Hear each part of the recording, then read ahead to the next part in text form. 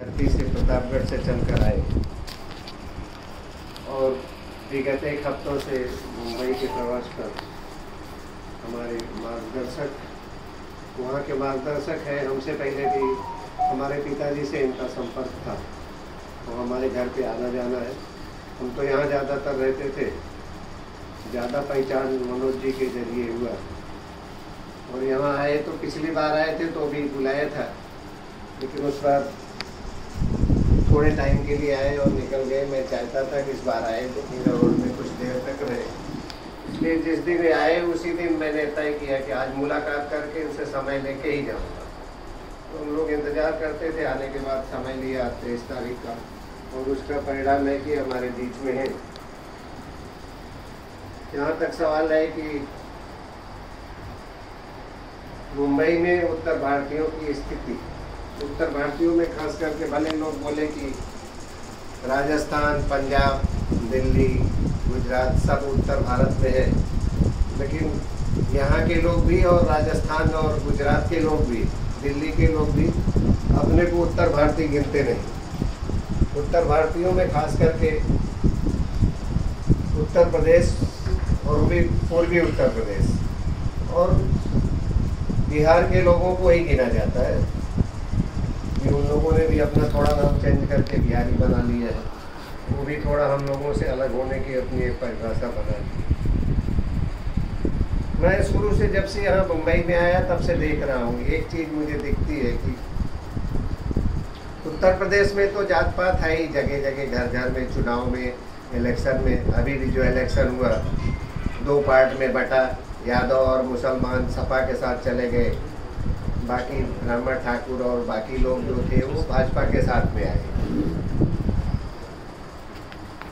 उत्तर भारतीय एकता मंच की स्थापना हमने खाली इसलिए किया था कि इसमें कोई जात पात घुसे नहीं,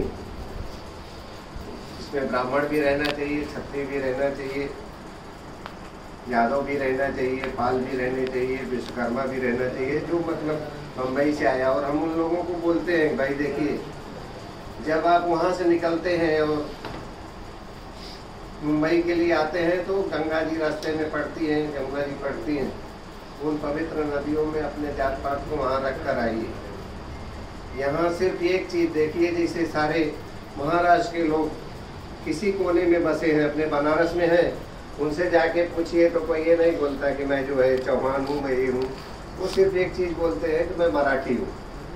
ऐसे ही हम अगर उत्तर प्रदेश से आए हैं तो हमें उत्तर प्रदेश की ही बात जाननी चाहिए और सारे लोगों का एक दूसरे को का सम्मान करना चाहिए, एक दूसरे के साथ में रहना चाहिए। पार्टी कोई भी हो, शिवसेना होने दीजिए, भारतीय जनता पार्टी होने दीजिए, न कोई दूर है। हम लोग भी अगर यहाँ शिवसेना में हैं तो उत्तर प्रदेश में कहीं न कहीं योगी जी को लाने के लिए हम लोग भारतीय जनता पार्टी को वोट करते हैं, हमारे परिवार के लोग भी वोट करते हैं।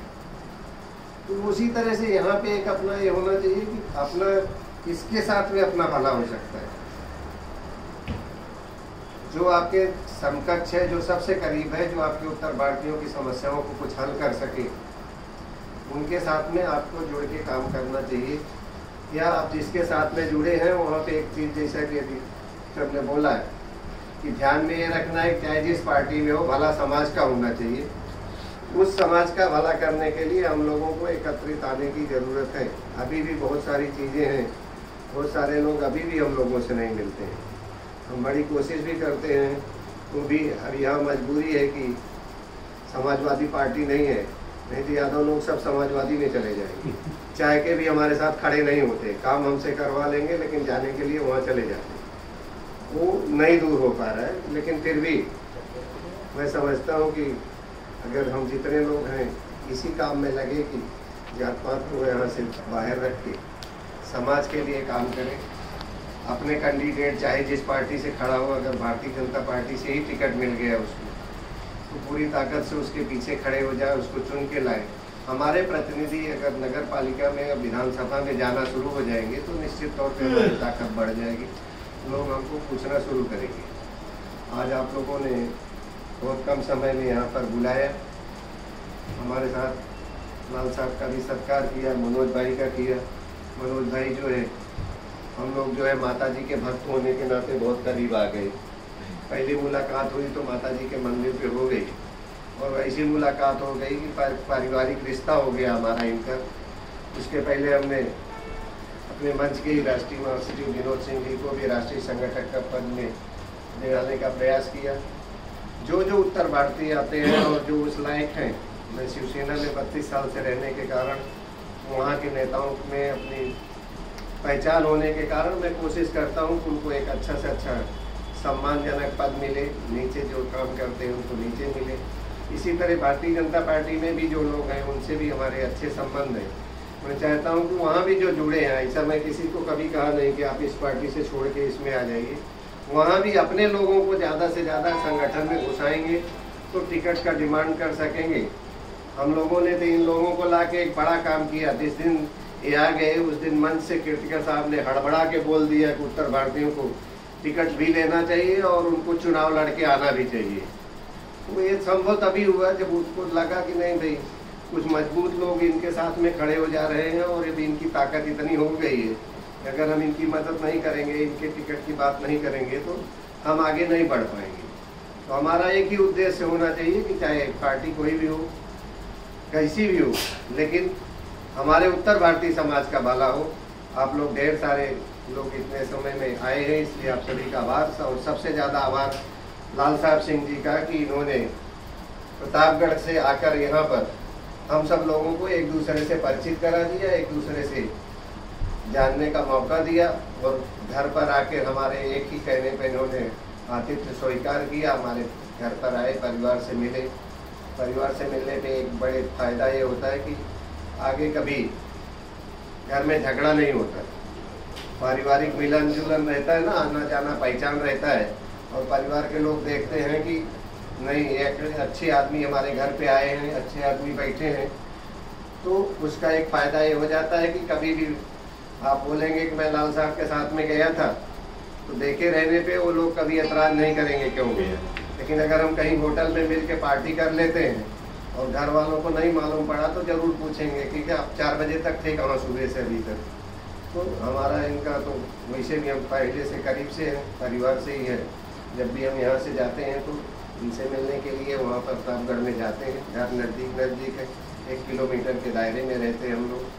तो आपका पुनः एक बार बहुत बहुत धन्यवाद। हमारे राजपूताना संघ के अध्यक्ष कार्तिक सिंह जी हैं, आपका भी बहुत बहुत धन्यवाद कि आपने बुलाया, हम लोगों का यहाँ पर सत्कार किया।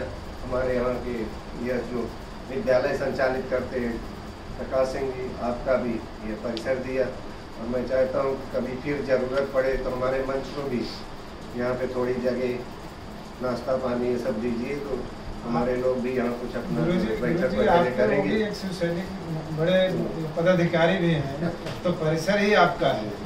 ये तो बहुत अच्छी बात है कि आप हमारे परिवार से हैं। और सबसे बड़ी बात यह है कि और कारण भी यही समाज से आए कि आपका भी सानिध्य हो जाए, और वो भी शिवसेना में है तो उनको भी एक मेरे लिए तो ये बड़ी खुशी की बात है कि आप शिवसेना में हैं। शिवसेना में भी हैं, नगर सेवक के इच्छुक भी हैं।